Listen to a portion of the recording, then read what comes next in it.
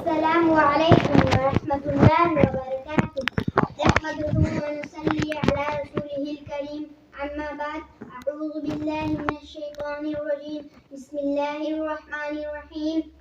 ابو جان میں آپ سے ایک سوال کرنا چاہتی ہوں، کیا آپ اس کا جواب دیں گی؟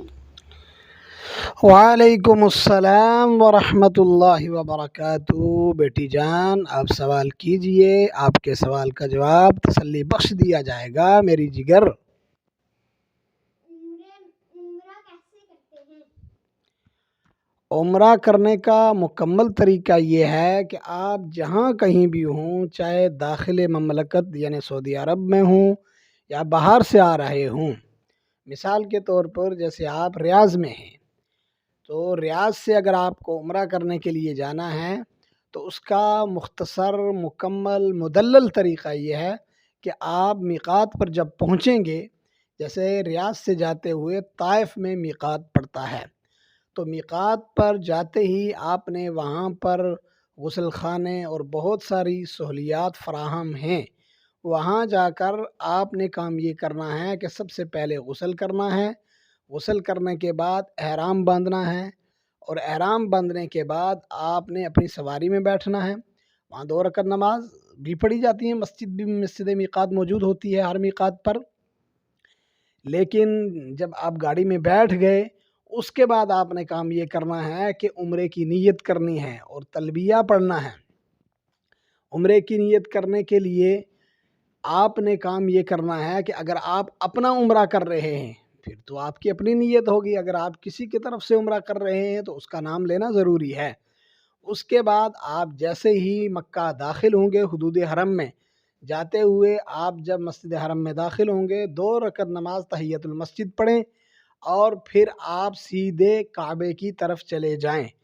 آپ جیسے ہی مطاف میں پہنچیں گے تو آج کل بہت ہی ایزی ہے، وہاں پر گرین لائٹیں لگی ہوئی ہیں سامنے کعبے کا، جاتے ہی حتیم کعبہ کے سامنے رکن یمانی سے آپ نے شروع کرنا ہے، اور سب سے پہلے آپ نے بسم اللہ اللہ اکبر کہہ کر آپ نے وہاں سے اپنا عمرہ سٹارٹ کرنا ہے، یعنی طواف آپ کا سٹارٹ ہو جائے گا۔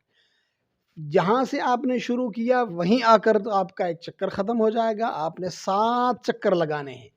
جب آپ کے 7 چکر لگ جائیں گے، ایک چیز اس کے درمیان میں یاد رکھنے کے قابل ہے کہ بہت سارے لوگ حجر اسود کو بوسہ دینے کے لیے دھکا مکی وہاں پر کرتے ہیں، دوڑتے ہیں اور ایک دوسرے کو تکلیف دیتے ہیں۔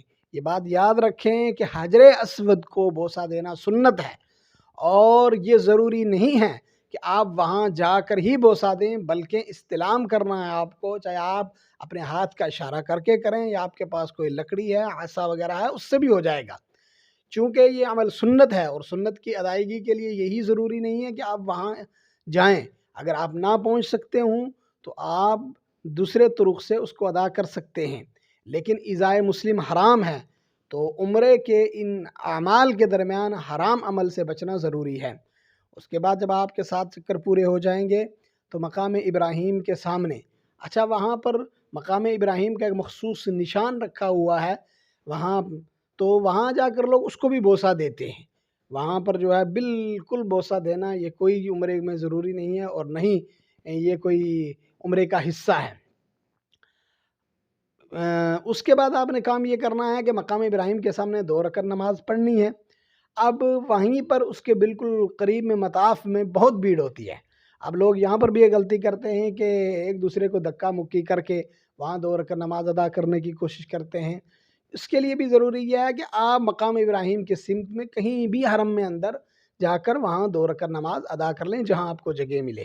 اس کے بعد آپ سیدھے چلے جائیں صفا، وہاں لکھا ہوگا، علامات لگی ہوئی ہوگی۔ جب آپ صفا پہ جائیں گے صفا پر دعا کریں، صفا سے شروع کریں، مروہ پہ ختم کریں، صفا مروہ پر دعا کریں، مختصر ہی دعا کریں چونکہ بھیڑ ہوتی ہے وہاں پر بھی۔ 7 چکر جب آپ کے پورے ہو جائیں اس کے بعد اگر مرد ہے تو اسے چاہیے کہ وہاں پر حلق کرائے اور اس کے بعد احرام کھول دے، عمرہ مکمل ہو گیا۔ اور اگر عورت ہے تو اس کے لیے ضروری ہے کہ وہ اپنے انگلی کے پوروے کی مقدار اپنے بال کاٹ دے۔ یہ مختصر عمرے کا طریقہ ہے۔ جزاک اللہ خیرن، شکرن جزیلا۔